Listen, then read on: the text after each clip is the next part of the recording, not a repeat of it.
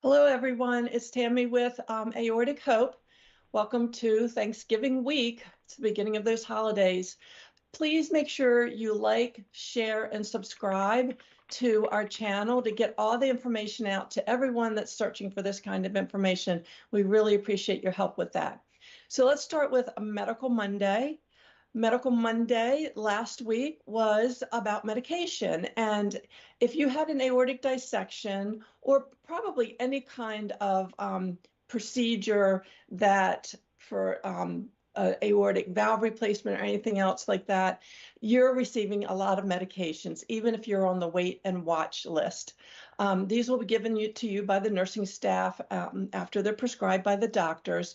And you may not be completely aware of what each of those medications are for, and they will have been chosen for very specific reasons, usually for pain, sedatives, blood pressure medication, anticoagulants, statins, or to even help you sleep.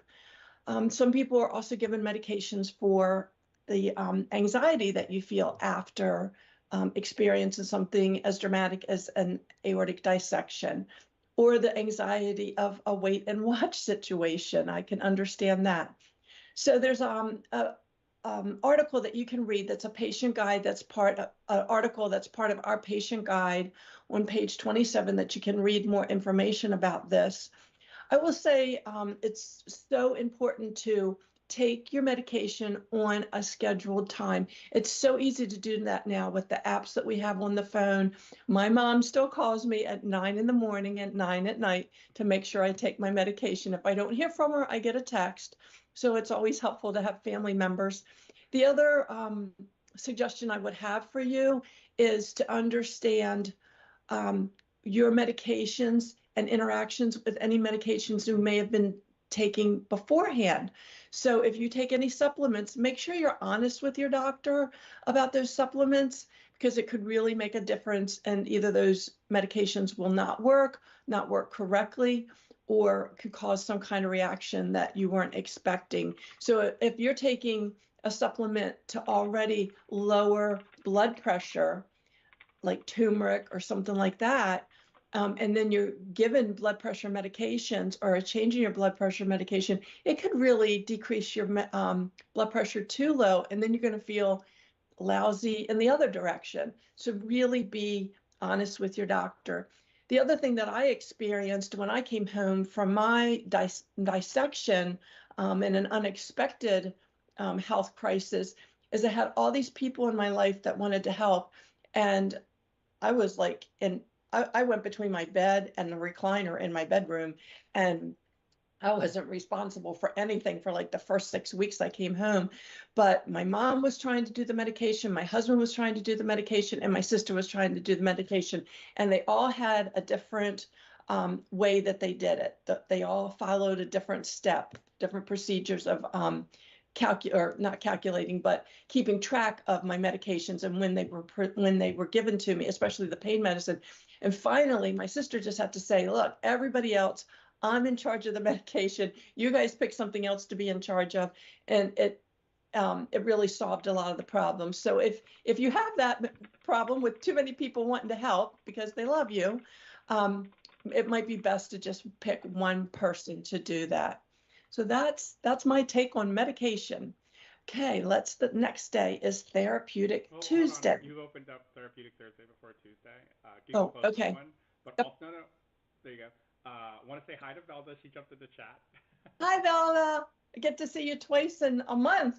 So, Yeah, and so happy to also, see I you. want to note, it's adorable that your mom calls you for your I know. medications. That is adorable. It doesn't matter where I am or what time it's a lot of times she's with me, and then she hounds me. Like if I'm, reading or something, and I just like, okay, I'll get to the end of the chapter. She'll be like, Tammy, go take your medicine. Tammy, go take your medicine.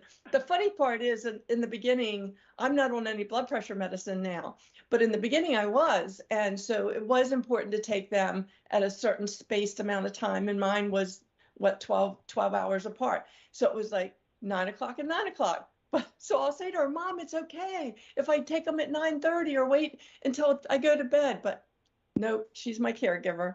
So, Oh, and I that's do so love her. sweet. Okay, So topic Tuesday.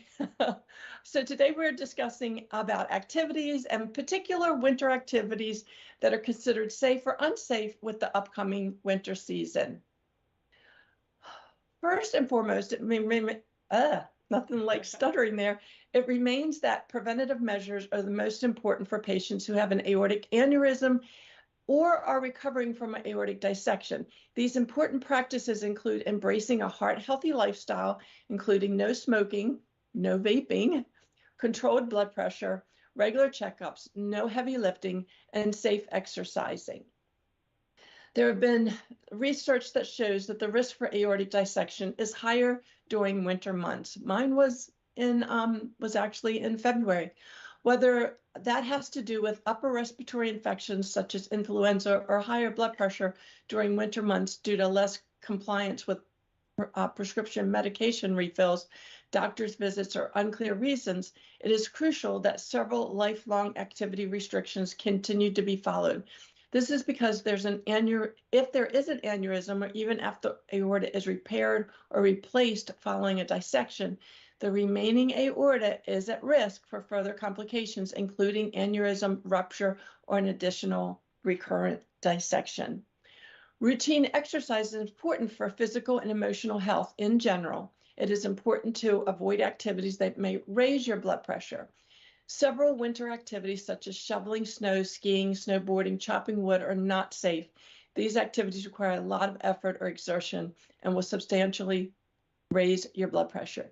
If you have any concerns or questions about this and the activities that you can engage in, it's really important to talk with your health team who monitors your cardiovascular health. And that was from Duke. We appreciate him. we love Duke, and it'll go back down to that article, please, to the bottom of that article. Oh, yes. Oh, okay. A little higher, a little higher. I don't see an article. Hold still, hold still. Nope, a little bit more. We're doing real-time correction. Scroll up a little bit more. Yeah, a little bit more. I don't see it. And pause. These activities require a lot of effort or exertion and will subsequently raise your blood pressure. And you said substantially, and I want to make I stopped it. Yeah. Okay. Subsequently raise your That's blood what I pressure. get for trying to read ahead. But yeah, it's really important to find out what activities you typically engage in or that you're responsible for. You know, if you're responsible for clearing your sidewalks in front of your neighborhood, in front of your house within 24 hours or something like that, you know, I don't think that's a good idea. So talk to your doctor about what your restrictions are. And it is true. I think in the first line, it said that it really is good for your mental health to exercise. So I know I've missed my yoga a couple times last week, and I can really tell. And I didn't go this morning because it's a crazy week with all the things that I have to do for the holiday. Okay, so there wasn't a Wednesday, so I'm going back to Thursday. You can just close that tab. That little okay. X, that little X. Yeah. Boop. And it'll take me right there. Okay, Therapeutic Thursday. We've discussed a variety of grounding techniques using our 5 senses as a way to distress and reduce anxiety, but not too many people have heard of EFT tapping. So that I know there's just like different tapping on your face, different tapping on your chest, things like that. So they're going to describe it for us. EFT tapping is a technique that involves tapping on specific points on your body while repeating positive affirmations. It's supposed to help you release negative emotions, reduce stress, and improve your well-being. Sounds too good to be true, right? Well, some people swear by it, while others think it's a bunch of nonsense. Here's a quick guide on how to do EFT tapping in case you want to give it a try. Identify the issue you want to work on, such as anxiety, anger, or pain. Maybe this would be a good thing to do like right before you're going to go have blood drawn or for your doctor's appointment. Rate the intensity of the issue on a scale of 0 to 10, where 0 is no problem and 10 is your worst anxiety. Choose a phrase that summarizes the issue and adds a positive affirmation. such as, even though I feel anxious, I accept myself and my feelings, or even though I feel anxious, the blood draw will be over in an hour. In and out in an hour. Tap on the following points on your body while repeating the phrase out loud or in your mind. The side of your hand, like a karate chop at the karate chop point, the top of your head, the inner eyebrow, the side of your eyes, under your nose, chin. I know most people do collarbone, under your arms, and you can also do your wrist. Take a deep breath and rate the intensity of the issue again. If it is decreased, repeat the process until it reaches 0 or a lower number. If it has increased or stayed the same, try changing the phrase or tapping on different parts. Congratulations, you have now learned how to do EFT tapping. Now you can tap away your troubles anytime, anywhere. Just don't do it in public or people might think you're crazy. So here is my experience with this. I went to a class one time that they talked about this. And honestly, I think the thing that changes with the EFT is it changed my breathing. So when I was tapping, whatever, the tapping, my breathing sort of went with the tapping, and the slower I tapped, the calmer I became. So I don't know if I was doing it right or not, but this is one more thing that you can put on in your toolkit of how to calm. And Velda, we had a discussion in our mindfulness class that Velda and I are in, and I was asking them what kind of things that they would like to see Aortic Hope send out in the next year, starting in January, for our aortiversaries, the Hope Mail. And if you haven't signed up for Hope Mail, go sign up. Just go to our website and you can sign up, fill out the form, and you will receive a little gift in the mail from us to congratulate you on your aortiversary, your month aortiversary. But they listened to me, Velda, and so this next year we're really going to concentrate on our emotional well-being. So we just ordered for the Hope Mail this year will be it's a mindfulness coloring book that has some really nice affirmations in it, colored pencils, lip balm. And the other thing that we'll be including is these little stickers that we bought a variety pack, but some of them, they're small enough that they could go on your phone, on your desk, on the top of your tablet, any place that's convenient for you, that you can trace that 8 or read the directions and do the thing where it's like find something you can see, something you can smell, something you can taste, something you can touch. And I can't remember the 5th one. But anyway, so they listened, Velda. And so this year, your Hope Mail will be all about mindfulness and taking care of yourself. So that was great. Great suggestions. Great. Do we know what EFT stands for? I should know. Let me see if I can find it real fast. I feel I should know. I'm just surprised it's not in there. I'm watching out the window. I've had two different deliveries made as I'm watching out the window, and the one guy like walked all through my mulch, and now he came back to fix the mulch. Emotional freedom technique tapping. Emotional freedom technique tapping. No, I did not know that one. Yeah, I would never have guessed that. Yeah. I was thinking like effective. The Tapping Solution by Nick Orther. I don't know. He's got a book out about it. I know I read about it a lot. Like it comes up in like my mindfulness journals that I get in the mail. It comes up a lot. I know there's I have a friend that owns a bed and breakfast in upstate New York, and she offers it to all of her guests, a little session to all of her guests that come through. So I don't know if it helps or not, but it helped me calm my breathing is what it changed for me. So give it a try. Vilda says, "Yay, love those ideas, Tammy. Coloring is so relaxing. Way to go." and you can take it anywhere. So that's great. So if you're in that waiting room waiting for the, the doctor, oh my gosh, you can take it with you. Okay. Feel good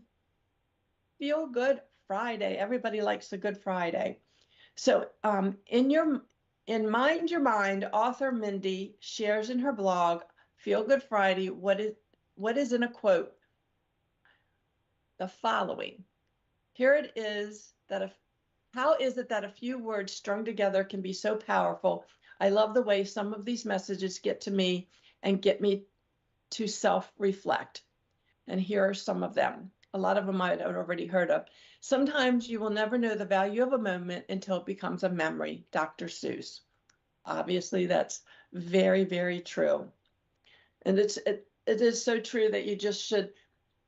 And I do this because I have grandchildren now. Sometimes I just sit back and watch them. Like, I'm always engaged with them doing silly things or whatever.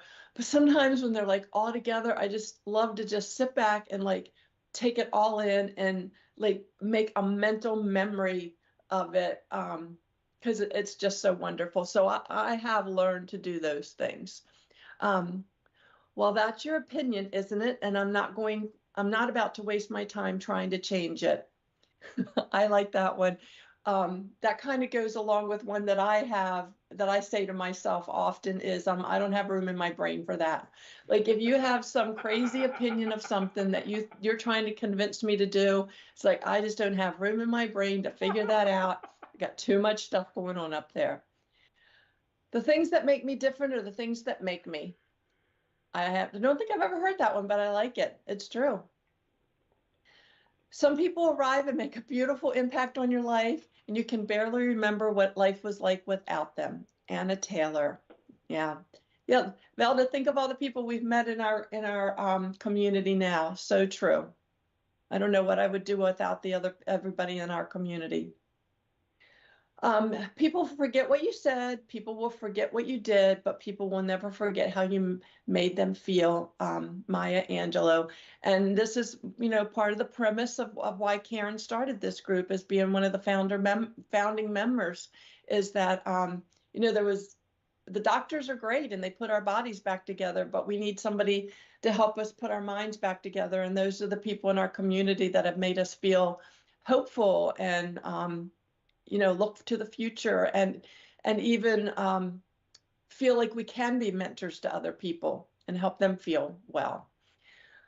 So from Robin Williams, I used to think the worst thing in life was to end up alone. It's not. The worst thing in life is to end up with people who make you feel alone. I can say I have never experienced that. Obviously, Robin had some despair in his life. So I hope that Aortic Hope is a catalyst to people never, bridging that gap, that people would never, ever feel alone. I walk around like everything is fine, but deep down in my shoe, my sock is sliding off. We've all had that experience. I guess the first thing that comes to mind for me is when I disassociated when I found out I had a dissection. So I don't remember a whole lot of it. I do remember when I found out when I had breast cancer, I do remember sitting with the doctor, and I had my mom on one side and my husband on the other side, and the doctor's putting this big PowerPoint on the screen, and he's telling me all of this stuff that I should have been asking questions, but I could not make my mind focus. I couldn't concentrate. All I could think about was how am I going to tell people, and how's my life going to change? So I appeared absolutely fine to this man, and I probably asked some intelligent questions, but deep down my sock was sliding off because all I could think of was all the things I shouldn't have been thinking about at the time, because I was supposed to be making decisions. I like this one. Cupcakes are muffins that believed in miracles, and a lot of us are miracles walking around. Stay away from negative people. They have a problem for every solution. Yep. So sometimes I say to my husband, I don't want you to fix the problem. I just want you to listen to me for an endless amount of time, whine about whatever my problem is, but don't give me a solution. He just rolls his eyes at me. The idea of Feel Good Friday started because we believe the simplest things that bring a smile to our face are some of the best things. Smiling and laughing has been proven to reduce stress in our lives. When we smile or laugh, it releases neurotransmitters in our brain called endorphins, which are in charge of making us happy and helping to relieve stress. So, Velda, do you have a favorite quote? Oh, let's let her get to that. So Molly tried to join. She didn't realize that you were live, and she was like, "I'm on a plane." So she joined us in chat. She says, "Hi, I Tammy." love it. Yeah. Only Molly. Holy High Molly, above the. right? I wonder where she's going. Velda did say, "I love the not the idea of the coloring book." I feel the same. Our community is everything. And then she said, "I love that when you said your I don't have any room in my brain for that."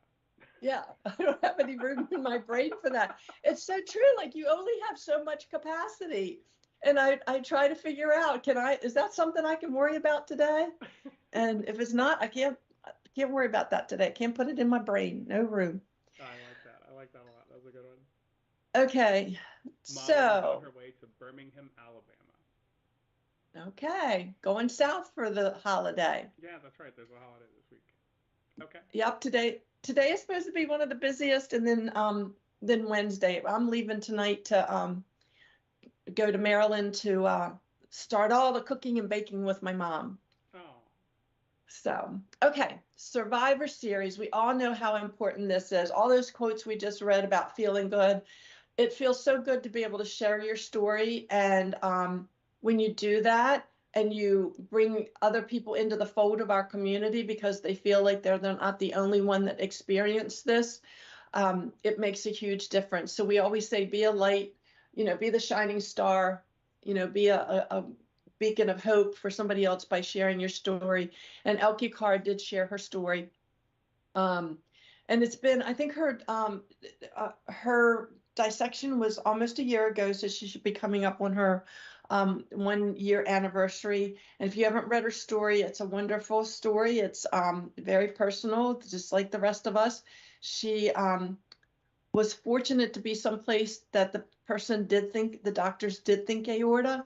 And, they did save her life. She did have to have a second surgery soon afterwards.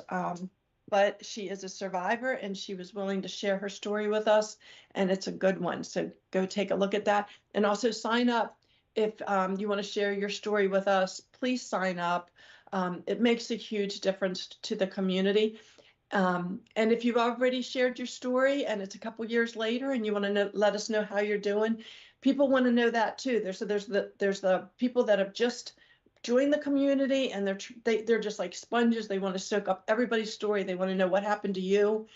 And they want to know if their story is anything like anybody else in the community. And then there's people, they start reflecting and looking back and looking at where they were and where they are now. And that's very helpful to the rest of the community also. You get 4, 5, 6 years in, people want to know, is this my norm? At what point did nightmares go away? Those kinds of things. So please share your stories with us. It would make a huge difference. And the next thing, John Ritter Research Program is still happening. You can click on the link to find out more if you want to participate in this. But doctors and scientists have only identified about 20% of the genes that cause aortic aneurysms and acute aortic dissections to be inherited in the families.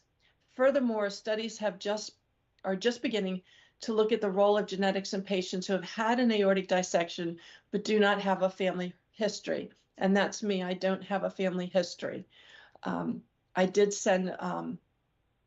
do my genetic testing. And what's interesting is it came back and said, there's these couple little, and then they give you the long letters and numbers for that gene that look suspicious, but we can't be sure.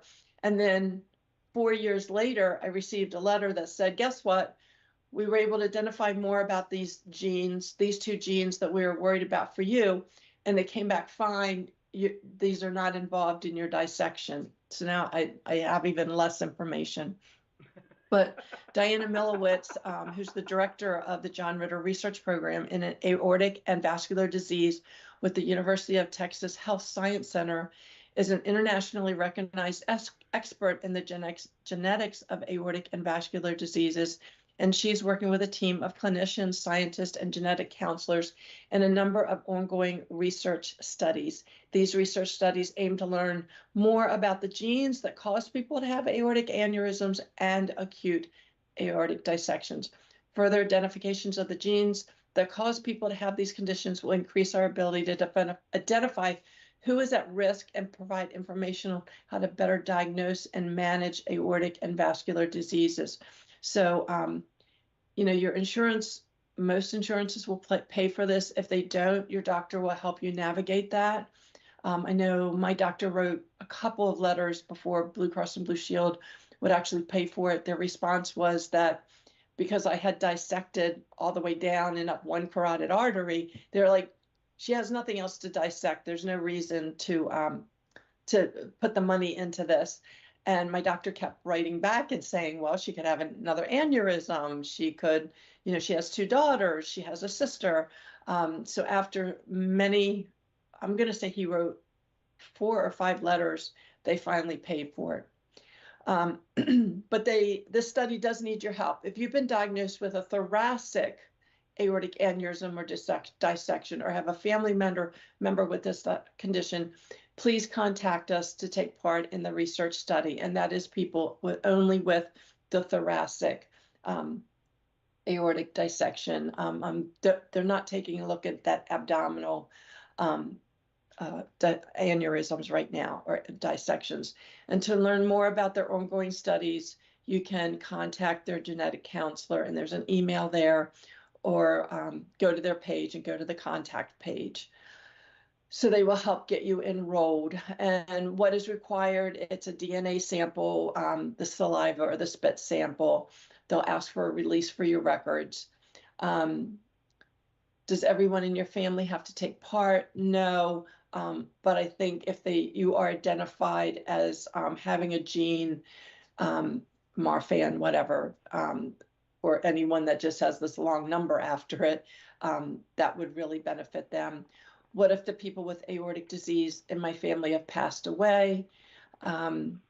She says that we still welcome families to take part in the research, even if the family members have deceased. So, will my identity be kept confidential? And yes, it's strictly confidential. Can my children participate? Children under the age of 18 can participate, but they need, you would have to give consent. Will I receive results from any genetic testing done as part of my research study? If the genetic mutation causing a predisposition to aortic aneurysms or dissection in your family is identified, we will notify you by telephone or mail. And what I've found is if they don't find anything, you don't hear from them. Only if they identify something. Do you have to travel to Houston or make an appointment to take part? And no, you do not have to travel to Houston. They send you the vial to spit in, and then they send you the paperwork to sign your release for your medical information. And no, it does not cost anything. And will you find the gene that's causing the aortic dissections to run in my family? And obviously they may or may not, but they're going to share their information with you if they do find something. And right now, they're only finding about 20% of the genes, about 20% have been related to the genes. So that is it. Excuse me. Okay. The two things. I think that was great. Yeah. What do you got when you're done with the sneezes? I'm coughing. I didn't bring any water.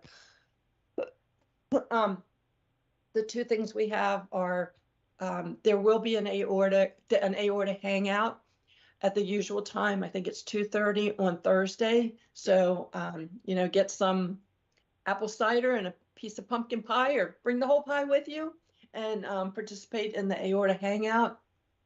same time as every week.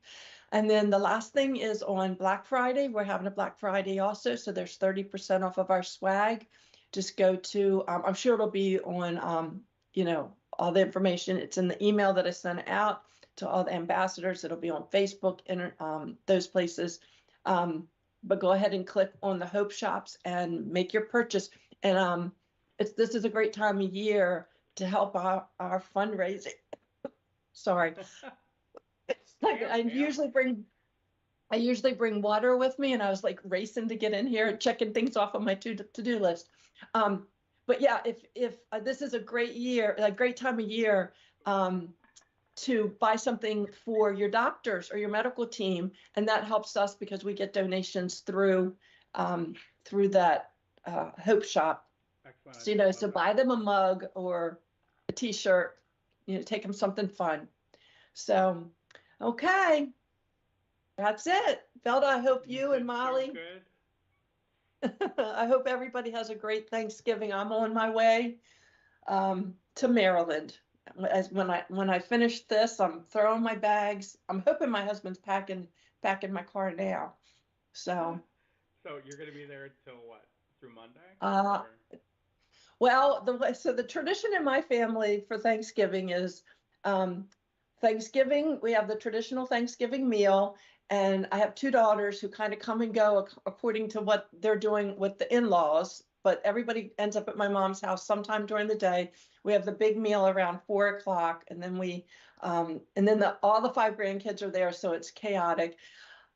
This year we have to take a new picture because my youngest grandbaby is 1, and my oldest one is 7. So we have a picture of the oldest 4 sitting on the steps holding the number 1, 2, 3, 4. So we have to add the baby this year and give her a number 5 to hold. And so we can put a new picture up.